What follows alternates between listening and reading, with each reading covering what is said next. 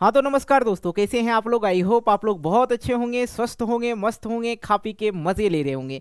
तो आइए आज की इस वीडियो में हम लोग देखते हैं कक्षा 10वीं के नागरिक शास्त्र का 7वां अध्याय। और 7वां अध्याय क्या दे रखा है, लोकतंत्र के परिणाम। हाँ, इससे पहले 6 अध्याय जो एकदम जबरदस्त तरीका से कंप्लीट हो चुका है। और नहीं देखें तो इसी वीडियो के नीचे डिस्क्रिप्शन बॉक्स में आप लोग को लिंक मिलेगा, 6 का 6 वीडियो मिल जाएगा आप लोग का वन शॉट ही, और जाके देख लीजिएगा। काहे कि परीक्षा में जो है पूछेगा तो फिर जवाब देना पड़ेगा, है कि नहीं। इसलिए बहुत अच्छे तरीके से पढ़ाएं, इसलिए जरूर देखिएगा। ओके, आइए तो आज हम लोग क्या पढ़ने वाले हैं, लोकतंत्र के परिणाम। तो भैया हम जब से नागरिक शास्त्र पढ़ा रहे हैं तो आपको ये शब्द हमेशा पता होगा कि हर अध्याय में लोकतंत्र से जुड़ी बातें है ही। और लोकतंत्र जो है, विश्व का सबसे बड़ा लोकतांत्रिक देश कौन सा देश, तो अपना प्यारा भारत देश। ठीक है, भारत में क्या है, लोकतंत्र है। ठीक है, और कहेंगे सर जी लोकतंत्र का होता है, तो लोगों का, ठीक है, या कह सकते हैं जनता का, जनता के लिए और जनता के द्वारा शासित शासन को लोकतांत्रिक शासन कहते हैं। और ये शब्द किसने कहा था, अब्राहम लिंकन जी ने कहा था। जी बिल्कुल, आप लोग को समझ में आया ना कि लोकतंत्र किसको कहते हैं। लोकतंत्र में क्या होता है जी, हम अपने से जनता को चुनते हैं। हमारे ऊपर जो शासन करने वाला व्यक्ति है ना, उनको सब लोग मिल के हम लोग चुनते हैं और उनको एक प्रतिनिधि के रूप में हम लोग चुनते हैं, उनको सरकार बनाते हैं। और सरकार बनाने के बाद भी वो हमरे लिए कोनो काम करेगा। हमरे इधर का रोडवा टूट जाएगा तो कौन काम करेगा, सरकार का काम है कि रोड बना के दे। और यहाँ पे जो डीलर से मिलता है ना, चावल गेहूं तेल, ये सब जो मिलता है दूसर देश में नहीं मिलता है। जहाँ लोकतांत्रिक शासन व्यवस्था नहीं है वहाँ नहीं मिलता है। ठीक है, तो आज की इस अध्याय में हम लोग पढ़ने वाले हैं लोकतंत्र का जो है परिणाम क्या है। ठीक है, तो आप लोग अच्छी तरह से समझ गए होंगे क्या पढ़ने वाले हैं, है कि नहीं। और दूसरी बात कि ई वाला भी वीडियो वन शॉट है, पूरा अध्याय एकदम निचोड़ के खिचोड़ के आपके दिमाग में दे देंगे। ठीक है, दिमाग में देंगे, दिल में नहीं, इस बार दिमाग में दे रहे हैं। ठीक है, चलो भाई वीडियो को हम शुरू करते हैं। और हाँ, जो बच्चा पैड कोर्स नहीं परचेज किए हैं तो कर रहे हैं, जल्दी से जाकर परचेज कर लीजिए। नंबर आप लोग को लिख देते हैं यहाँ पे 85 81 80 और 29 29। ठीक है, ई नंबर पे आप लोग को व्हाट्सअप करना और बोलना है पंकज स्टडी सेंटर का मुझे कोर्स लेना है, तो उधर से एगो क्यूआर कोड भेजेगा। क्यूआर कोड टन से आएगा तो इधर से पैसा टन से भेज दीजिएगा। तो अभी जो है आप लोग को मिलेगा 299 रुपया में। और 299 में सर सोशल है साइंस मिलेगा, नहीं जी सब कुछ मिलेगा।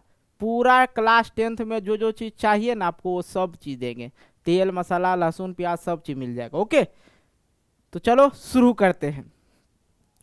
सबसे पहले तो यहाँ पे हम लोग देखेंगे लोकतंत्र की उपलब्धियाँ, मतलब लोकतंत्र में क्या क्या उपलब्ध है और उनका परिणाम। उपलब्ध बोलिए या परिणाम बोलिए, बात बराबर ही है।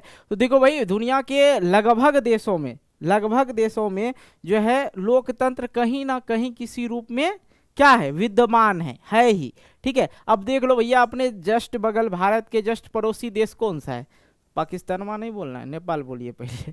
ठीक है, नेपाल एक ऐसा देश है जो आज तक किसी भी देशों का गुलाम नहीं रहा है।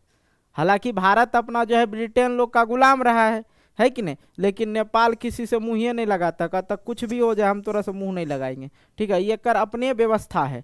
ठीक है, तो नेपाल जो था राजतंत्र था। ठीक है, नेपाल राजतंत्र था। मैं बात करूं 1990 की दशक की। ठीक है, 1990 में वहां पे लोकतंत्र को स्थापित किया गया था। क्या किया गया था, लोकतंत्र को स्थापित किया गया था, लोकतंत्र स्थापित किया गया था। ठीक है, और उस समय वहां के जो राजा थे, राजा कौन थे, राजा वीरेंद्र थे। कौन थे, राजा वीरेंद्र थे।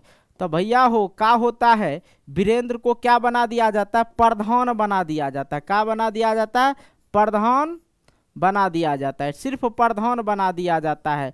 बाकी सत्ता का जो है ना सारा बगडोर जो प्रतिनिधि थे जिसे लोगों ने चुना था उनके हाथ में था। ठीक है, हुआ का भैया, इन्हीं के राजा का जो वंशज होता है बहुत बड़ा होता है, इन्हीं के वंशज के कोई लोग इनकी हत्या कर देती है।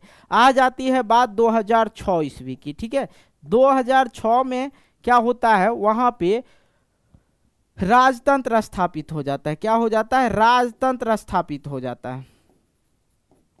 और वहाँ के राजतंत्र स्थापित करने वाला कौन थे? इसके हत्या के जो बाद है, हत्या के बाद याद रखिएगा, हत्या के बाद जो है यहाँ पे राजा बन जाता है। कौन बन जाता है हत्या के बाद? ज्ञानेंद्र। ठीक है, ज्ञानेंद्र कौन बन जाता है? राजा ज्ञानेंद्र। ई बकलेलवा इतना बकलेल था, ई बकलेलवा जो था इतना बकलेल था कि पूछिए मत। ई की किया, राजतंत्र को स्थापित कर दिया, मतलब लोकतंत्र को हटा के राजतंत्र स्थापित कर दिया, और जितना भी सत्ता का बगडोर था ये अपने हाथ में ले लिया। बोला नहीं हम राजतंत्र ही करेंगे, कहा है कि हम राजा हैं। लेकिन क्या बताएं, लोग से जो छूटता है कुछ हो, लोग उस पर बोल दिया हमला, बोला रुक तोड़ी के उठा के पटकेंगे इसको। लोग इससे लड़ाई झगड़ा करते करते करते करते क्या क्या फिर से वहां पे 2008 में वहां पे राजतंत्र लोकतंत्र को स्थापित कर दिया। तब बताइए एक चीज आप लोग कि आपको अपना भारत कितना अच्छा लगता है? मोदी जी पे बोलना है, दो चार बात बोलो, मोदी जी ये काम नहीं हुआ है, नीतीश जी काम नहीं हुआ है, ये योगी जी गलत काम कर रहे। कम से कम भैया बोलने का अधिकार है ना अपना भारत में, आज़ादी है ना। आपका मन है कि यूपी से हम जाके बिहार में, बिहार से जाके झारखंड में, कहीं पे जाके हम अपने रह सकते हैं, बिजनेस कर सकते हैं ना? कहेंगे जी सर बिल्कुल। लेकिन भैया वो जहाँ पे लोकतंत्र नहीं है ना, वहाँ पे सब नई मनमौजी चलता है। वो जो डीलर देता है 5 किलो गेहूँ चावल और रोडवा जाके बना देता है, ये सब नहीं। वहाँ पे देश की आर्थिक स्थिति को बढ़ाया जाता है, ना कि देश को बढ़ाने का काम किया जाता है। एक होता है विकसित देश और एक होता है विकासशील देश। भारत क्या है? विकासशील देश है, क्योंकि भारत जो है विकास हो रहा है। और विकसित देश कौन सा हो गया? अमेरिका हो गया। जो विकसित हो चुका है वो क्या है? जहां पे विकास होने के कोई जरूरत नहीं, वो विकसित हो चुका है। और जो धीरे धीरे विकसित होते जा रहा है वो विकासशील देश है। ओके, ये सब चीज समझ में आया? कोनो दिक्कत नहीं ना? तो नेपाल की कहानी आप लोग को समझ में आया कि नहीं आया? एक बार आप लोग कह देंगे हाथ उठा के, जी सर समझ में आ गया, हाथ उठाइए। ठीक है, चलो भाई। तो दुनिया के लगभग 100 देशों में लोकतंत्र किसी ना किसी रूप में विद्यमान है। लोकतंत्र लगातार प्रसार एवं उससे मिलने वाली जन समर्थन यह साबित करता है कि लोकतंत्र अन्य सभी शासन व्यवस्था से क्या है? बेहतर है। अभी हम आपको भी समझा दिए कि लोकतांत्रिक शासन व्यवस्था कितना बेहतर है। कहेंगे जी सर एक बात बताइए, मान लिया जाए आपको 2-4 करोड़ दे दिया जाए, बोल दिया जाए अमेरिका में जाके बस जाओ, अमीर हो जाओगे पूरा जिंदगी, तो हमको नहीं लगता है कोई % भारत का लोग कहेगा कि हम जाएंगे। काहे कि यहाँ पे जो है ना, कमा के जो पड़ोसियों को जलाने में मजा आता है, रिलेटिवों को जलाने में मजा आता है। एगो ले लीजिए 4 व्हीलर, घुमा दीजिए 2-4 जगह, हाँ 4 व्हीलर ले लिया है। लेकिन अमेरिका में तोरा ऐसा ऐसा करते नहीं रहेगा, केकरा झलाएगा, मन ही नहीं लगेगा।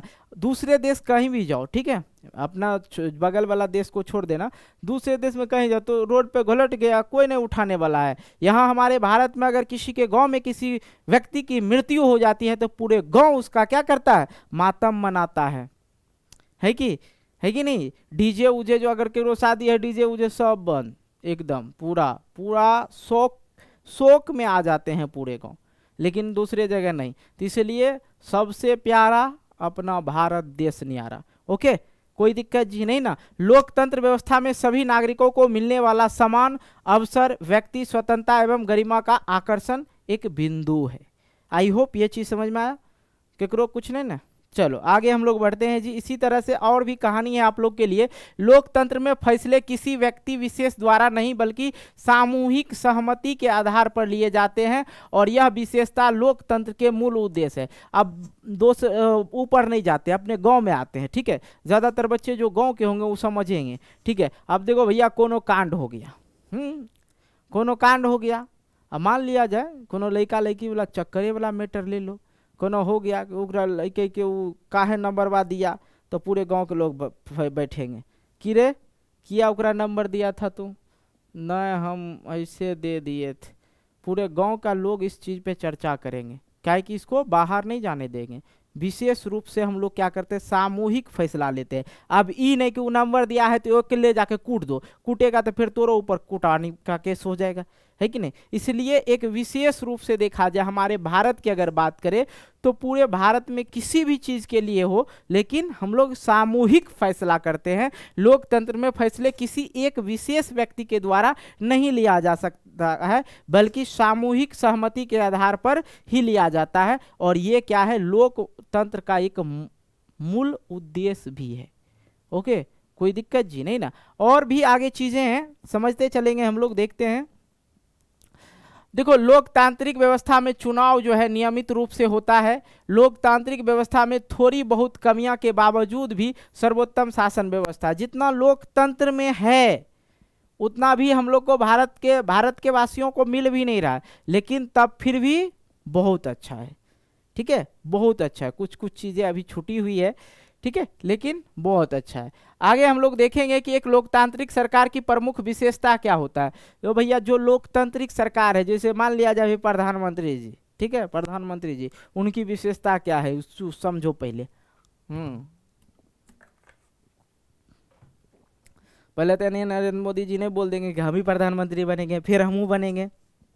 लोग चाहेगा तभी बनेगा, है कि नहीं जी। जनता द्वारा चुने हुए प्रतिनिधि शासन चलाते हैं।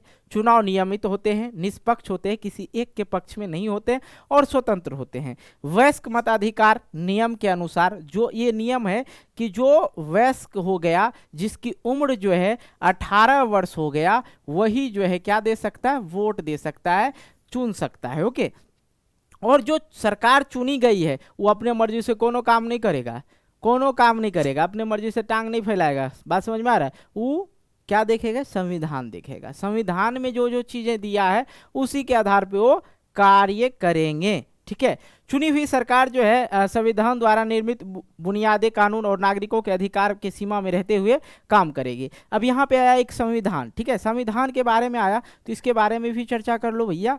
संविधान जो है कब बना, 26 जनवरी 1950 ईस्वी को इसको लागू किया गया था। ठीक है, 26 जनवरी 1950 ईस्वी को इसको लागू किया गया था। किसको, संविधान को। अब निर्माता कौन है भैया, निर्माता कौन है, निर्माता भी तो चाहिए ना। कहेंगे जी सर, तो याद रखिएगा भीमराव अंबेडकर, भीमराव अंबेडकर जी, भीमराव अंबेडकर जी। ओके, अब एक और चीज, बनने में समय कितना लगा सर, समय कितना लगा, संविधान बनने में समय कितना लगा, 2 वर्ष 11 माह, 2 वर्ष 11 माह 18 दिन। ठीक है, ये संविधान बनने में समय लगा था। ओके, और यही संविधान के आधार पे आज तक हम लोग चलते आ रहे थे। और ये जो है डॉक्टर भीमराव अंबेडकर जी, ये जो डॉक्टर भीमराव अंबेडकर जी है ना, ये एक दलित परिवार से थे। किस परिवार से, दलित परिवार से। दलित परिवार लिख दे या वर्ग लिख देते हैं चलेगा, कोई दिक्कत नहीं, दलित वर्ग से। अब देखो भैया इनकी कहानी सुनो। इनको स्कूल में बैठने के लिए नहीं दिया जाता था, स्कूल में बैठ के आज तक पढ़वे नहीं किया। ठीक है, और ये कहाँ पढ़ता था जी, ठीक है, इसको स्कूल में पढ़ने नहीं दिया जाता था। ये स्कूल के बाहर पहले टट्टी मरैया का घर हुआ करता था, समझे। कहाँ, टट्टी मरैया का घर हुआ करता था।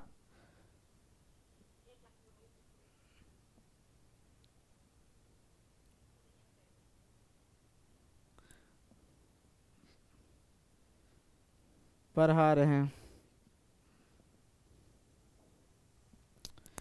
टट्टी मरैया समझते, एकदम टाट वाला घर हुआ करता था। अब टाट वाला घर हुआ करता था, टटिया के पीछे में जाके बैठ के ज्ञान लेता था, और ये पूरे भारत का संविधान लिख डाला। आप तो हालांकि कुर्सी चेयर लगा के बैठते हैं, तो आप क्या नहीं बदल सकते हैं, बदलो मेरे भाई।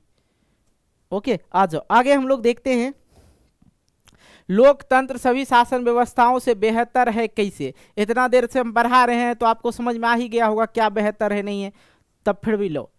ठीक है, लोकतंत्र शासन सभी शासन व्यवस्था से इसलिए बेहतर है क्योंकि यह एक ऐसी व्यवस्था है जिसमें सभी नागरिकों को समान अवसर प्राप्त होता है। संविधान के द्वारा व्यक्ति की स्वतंत्रता एवं गरिमा की सुनिश्चित किया जाता है। सबको समान अधिकार है, कानूनी अधिकार सबके लिए समान होगा। ये नहीं कि गरीब को उठा के पटक दो और अमीर को नहीं पटको, गरीब को जेल में दे दो, अमीर को जेल में ना दो। देखो लालू प्रसाद यादव जी जेल में गए ना, काहे कि मुख्यमंत्री थे, वरिष्ठ नेता भी हैं, जेल गए ना, आम आदमी भी जेल जाते हैं। इसलिए संविधान में जो है सभी नागरिक को समक्ष रखा गया, एकदम समान रखा गया है। ओके, कोई दिक्कत जी समझने में? एग्जाम्पल के लिए आप लोग को बहुत कुछ हम समझा सकते हैं। लोकतंत्र में आपसी विभेद और टकराव एक तो कम हो जाता है, और अगर कहीं होता है तो गुण दोष के आधार पर सुधार का नियंत्रण संभावनाएं लोगों को एक दूसरे के करीब लाता है। आगे हम लोग बढ़ते हैं जी। आगे हम लोग देखते हैं लोकतंत्र में फैसले किसी एक व्यक्ति द्वारा नहीं बल्कि निर्वाचित व्यक्तियों के समूह द्वारा लिए जाते हैं। अतः यह स्पष्ट है कि लोकतांत्रिक सभी शासन व्यवस्था से क्या है, बेहतर है। ओके, कोई दिक्कत नहीं ना। आगे बढ़ते हैं हम लोग। आगे हम लोग बढ़ते हैं गैर लोकतांत्रिक सरकार। गैर लोकतांत्रिक मतलब समझ में आया, जहां पे लोकतांत्रिक सरकार नहीं हो। ठीक है, अब देखो, जिन सरकार के गठन में जनता की भागीदारी नहीं हो, वैसी सरकार जिसमें जनता की भागीदारी नहीं हो उसे गैर लोकतांत्रिक सरकार कहते हैं। ऐसी सरकार में जनता के सारे राजनीतिक अधिकार समाप्त हो जाते हैं। जनता का जितना भी राजनीतिक अधिकार है वो सब खत्म।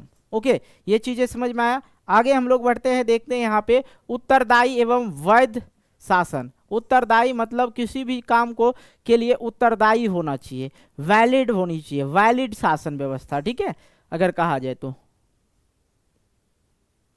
अब देखो यहाँ समझते हैं लोकतंत्र किस प्रकार के प्रति उत्तरदायी है और किस हद तक वैध है।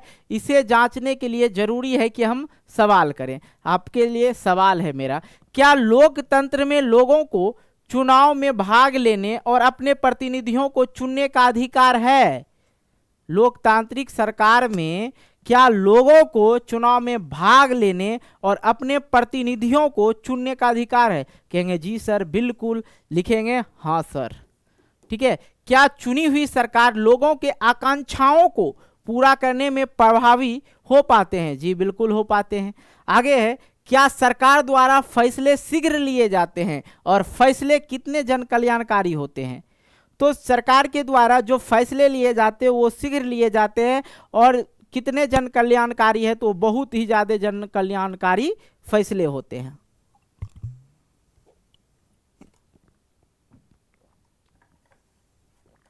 आ जाइए, आगे हम लोग देखते हैं लोकतंत्र एक ऐसी शासन प्रणाली है जिसके अंतर्गत जनता अपनी स्वेच्छा से निर्वाचन में आए हुए किसी भी उम्मीदवार को अपना मत देकर प्रतिनिधि चुन सकते हैं और उसे विधायिका का सदस्य बना सकते हैं। जी बहुत अच्छी तरह से ये बता चुके हैं। लोकतंत्र सरकार मुख्य रूप से लोगों की सरकार होती है। जनता ही अपनी सरकार चुनकर लोकतंत्र चलाती है। एक लोकतांत्रिक सरकार लोगों की भलाई और कल्याणकारी के लिए काम करती है। देखते हैं ना, जनता हम लोग क्या करते हैं, नेता लोग को वोट देते हैं, सरकार बनाते हैं, और जनता का वोट जो है देने के बाद, सरकार बनने के बाद, अगर वो गलती से क्या हुआ, अगर वो गलती से दूसर काम में बिजी हो गया, हमारे काम पे ध्यान नहीं दे रहा है, जन कल्याणकारी काम नहीं कर रहे हैं, कह देते हैं अगला बार तो टिकट खत्म, अगला बार तोरा हम नहीं लाएंगे सरकार में, तोरा पटक देंगे, अगला बार जनता वोटे नहीं देगा ओकरा, है कि नहीं। जो अच्छे नेता होते हैं उनको दोबारा जिताया जाता है, तिबारा जिताया जाता है कि नहीं जी। आगे हम लोग बढ़ते हैं जी। इसी तरह से लोकतांत्रिक व्यवस्था थोड़ी बहुत कमियों के बावजूद एक सर्वोत्तम शासन व्यवस्था है। गैर लोकतांत्रिक व्यवस्था से तुलना के पश्चात कोई संदेह नहीं है कि लोकतांत्रिक व्यवस्था एक उत्तरदायी एवं वैध शासन व्यवस्था नहीं है। यही कारण है कि आज पूरी दुनिया में लोकतंत्र के प्रति विश्वास बढ़ते जा रहा है और सभी देश अपने को लोकतांत्रिक कहने में गर्व का अनुभव करते हैं। ठीक है, कोई दिक्कत यहाँ तक समझने में जी। और यहाँ जब आता है ना अंग्रेजवा, अंग्रेज नहीं यार, दूसरे देश के लोग को अंग्रेजे बोलते हैं ना, विदेशी। अब विदेशी आएगा, यहाँ का कल्चर देखे, ओह माय गॉड ये है, यहाँ ये होता है, तो लोग डायरी में मेंशन करते चलता है। ठीक है, आगे हम लोग चलते हैं। गैर लोकतांत्रिक शासन का लक्षण क्या है? गैर लोकतांत्रिक शासन का लक्षण कहा जहाँ पे लोकतांत्रिक नहीं है, शासन व्यवस्था नहीं। गैर लोकतांत्रिक देशों में लोग मूल अधिकार और स्वतंत्रता का आनंद जो है नहीं ले पाते हैं। लोग अपने विचार व्यक्त को आज़ादी नहीं होती है उनका। लोग चुनाव द्वारा अपने शासक को चुन और बदल नहीं सकते हैं, क्योंकि लोग विरोध भी नहीं कर सकते, वहाँ पे विरोध भी नहीं कर सकते हैं और ना ही राजनीतिक गतिविधियाँ चला सकती है। ओके, क्योंकि गैर लोकतांत्रिक शासन में एकदम अमीर आदमी वरिष्ठ आदमी ही चलाता है, ठीक है। वहाँ पर ओकरा जनता चुन ही नहीं सकता है, चुनने का कोई अधिकार ही नहीं है, अपना विचार व्यक्त कर ही नहीं सकता है, उनको मूल अधिकार भी नहीं दिया जाता, स्वतंत्रता का आनंद भी नहीं ले पाता है। ओके, गैर लोकतांत्रिक शासन व्यवस्था। आइए आगे हम आपको दिखाते हैं आर्थिक समृद्धि और विकास। सभी लोकतांत्रिक शासन व्यवस्था देखा जाए, सभी लोकतांत्रिक शासन व्यवस्था का विकास दर 3.95 है, मतलब 9.5 बोल सकते हैं मैथ में, ठीक है। सभी तानाशाही जो है 4.2 है विकास दर। इसका मतलब तानाशाही में विकास दर अधिक है। मैंने पहले ही बताया कि वो देश की विकास में लगी रहते हैं, न कि जनता के लिए जन कल्याणकारी कार्य नहीं किया जाता। तानाशाही वाला देश जो गरीब देश है वो 4.34 विकास दर है उसका, और लोकतांत्रिक वाले गरीब देश जो है वो 4.28 इसकी विकास दर है। और ये डेटा जो है कब का है, 1950 से लेके 2000 ईस्वी तक की। आगे हम लोग बढ़ते हैं। और तानाशाही क्या होता है, सबसे पहले तो ये समझ लीजिए, जब एक व्यक्ति या अथवा कुछ व्यक्तियों का शासन होता है जिसके पास देश की संपूर्ण सत्ता होती है और आकांक्षाओं को ध्यान न रखकर अपने बल से क्रूरतापूर्वक हासिल किया गया हो उसे ही एवं संचालित हो उसे ही तानाशाही सरकार कहते हैं। डेट्स क्लियर, कोई दिक्कत नहीं। आगे हम लोग बढ़ते हैं जी। आगे हम लोग देखते हैं जैसे कि सऊदी अरब हो गया, संयुक्त अरब अमीरात हो गया, कुवैत हो गया, सीरिया हो गया, या कुछ और देश है। ये देश तो राजशाही से संचालित है या तानाशाही से, परंतु लोकतंत्र यहाँ एक दुख स्वप्न की तरह है। इसके अलावा कुछ देश ऐसे भी हैं, उत्तर कोरिया, चीन की तरह साम्यवादी तानाशाही के शिकार हैं। लोकतंत्र जो है वहां नाम मात्र का रह गया है। लोकतांत्रिक शासन व्यवस्था से निराश तो होती है, परंतु किसी देश के आर्थिक विकास, उस देश की जनसंख्या, आर्थिक प्राथमिकताएं एवं अन्य देशों से सहयोग के साथ साथ वैश्विक स्थिति पर भी निर्भर करती है। लोकतांत्रिक शासन विकास की दर में कमी के बावजूद भी लोकतंत्र शासन व्यवस्था का चयन सर्वोत्तम होगा, क्योंकि इसके अनेक सकारात्मक एवं विश्वसनीय फायदे हैं जिसका एहसास हमें धीरे धीरे होता है, अतः सुखद होता है। अब कोनो चीज हो गया, अब देखिएगा भारत में वो चीज है, नॉर्मल सी बात, कोनो रोड एक्सीडेंट हो गया, सरकार उसको 5 लाख देगा, काहे कि उनके घर के कोई व्यक्ति की मृत्यु हो गई, वो असहाय हो गए, अब कमाने कोरने वाला कोई नहीं है तो उसके लिए भरपाई करते हैं। लेकिन दोस्तों देखो, मर न जाओ, कोनो मतलब नहीं है। हाँ, तुम खाओ नहीं खाओ, चावल गेहूँ नहीं मिलेगा, तोरा इधर रोड है ना है, उससे कोई मतलब नहीं। हाईवे बनाएगा, जहाँ से उसको बेनिफिट होगा वही काम करेगा।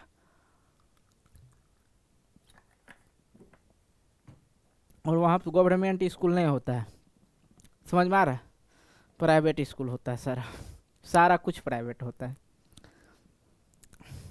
यहाँ तो सरकारी अस्पताल भी है, सरकारी विद्यालय भी है, सरकारी बस स्टैंड भी है, सरकारी बस भी है, सरकारी रेलवे भी है, बहुत सारी चीज़ें हैं आपको। आइए जी, अब आगे हम लोग देखते हैं सामाजिक विषमताएं और सामंजस्य। ठीक है, ये क्या होता है भाई, समाज में विभिन्न जातीय, भाषीय एवं सांप्रदायिक समझ में नहीं आया तो समझ लीजिए, सांप्रदायिक का मतलब होता है धर्म, समूह में मतभेद टकराव पूरी तरह से समाप्त कर देने का दावा कोई भी शासन व्यवस्था नहीं कर सकता है। ऐसे मतभेद के बने रहने के कई सामाजिक, आर्थिक एवं सांस्कृतिक कारण हैं। देखो भैया, यहाँ भारत में हिंदू, मुस्लिम, सिख, ईसाई सब है, ठीक है, दोनों में टकराव भी होता है कभी कभी। और हई वाला टकराव जो होता है ना, धर्म वाला बकलेल आदमी जो है टकराव करता है, जरा खुद बुद्धि नहीं है। देखो हमारे संविधान में एक बात लिखा गया है, आप अपने धर्म की प्रचार कर सकते हो, आप किसी भी धर्म को ग्रहण कर सकते हो, लेकिन दूसरे को धर्म को गलत नहीं बता सकते हो। अगर आप गलत बताते हो तो फिर तो दिक्कत है। अब हिंदू, मुस्लिम, सिख, ईसाई सब धर्म के, हम काहेल कहेंगे मुस्लिम का धर्म खराब है, हैं काहेल कहेंगे हम हिंदू का धर्म खराब है।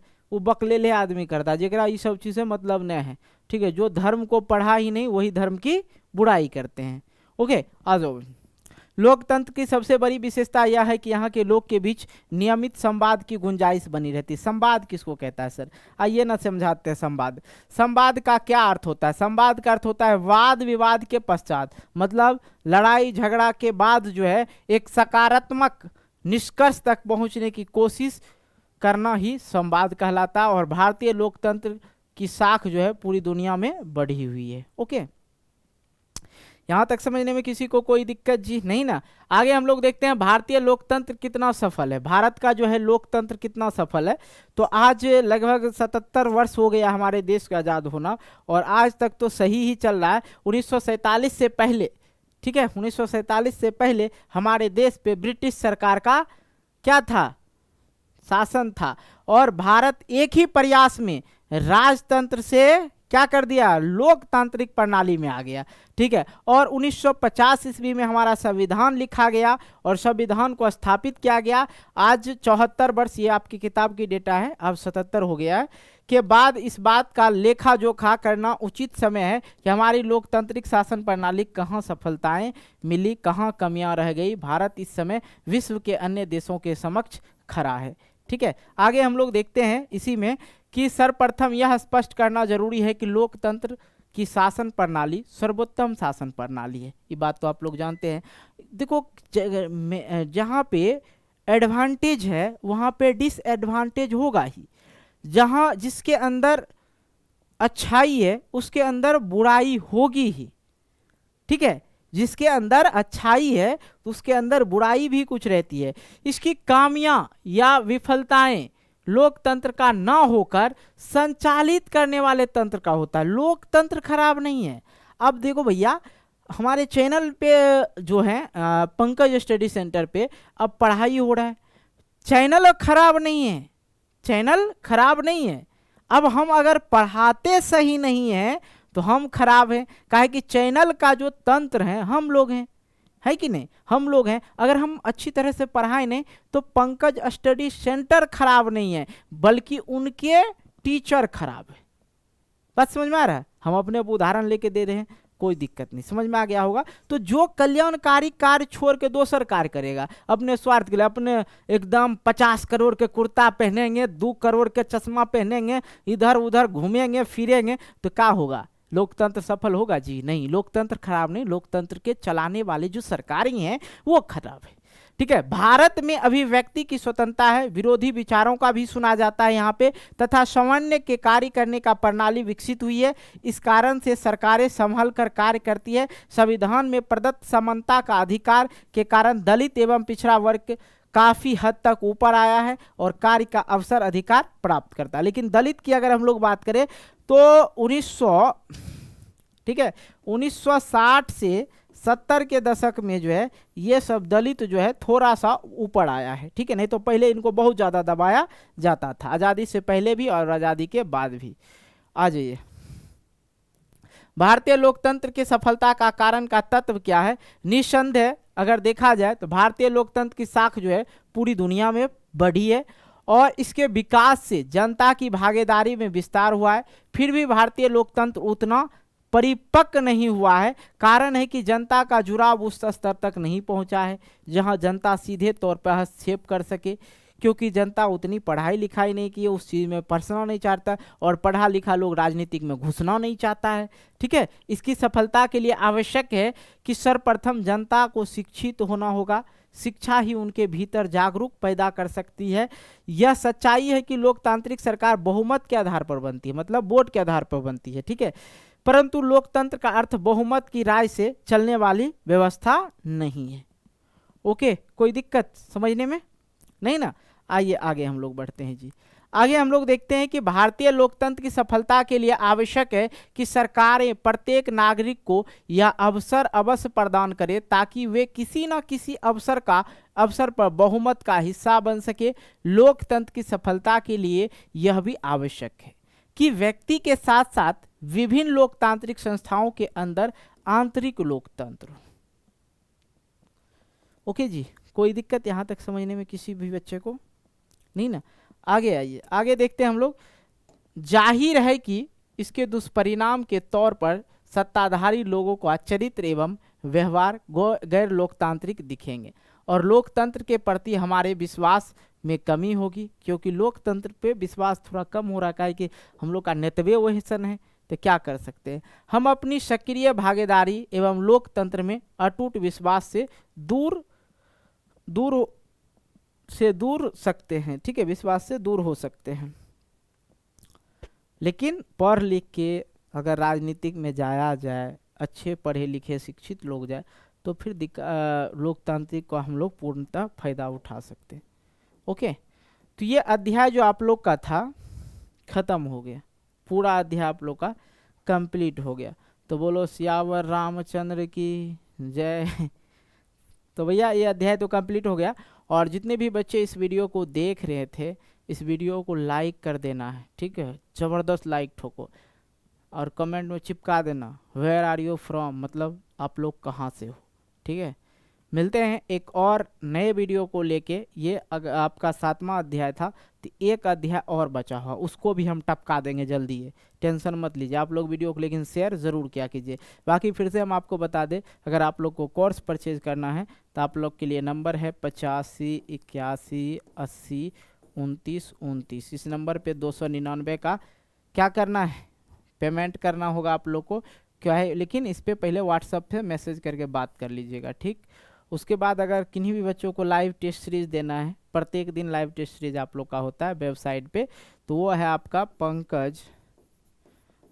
Pankaj study centre .com। इस पर आप लोग को गूगल या क्रोम ब्राउज़र पे सर्च कर लेना है। क्या करना है, सर्च कर लेना है, और अपना अध्याय चुन लीजिएगा, क्लास चुन लीजिएगा, विषय चुन के आप लोग लाइव टेस्ट सीरीज दे सकते हैं। रिजल्ट भी आप लोग को वहाँ पे शो करेगा। तो भाई इस वीडियो को यहीं पे समाप्त करते हैं, मिलते हैं एक नई वीडियो को लेके, तब तक के लिए बाय बाय, जय हिंद, जय भारत, टेक केयर।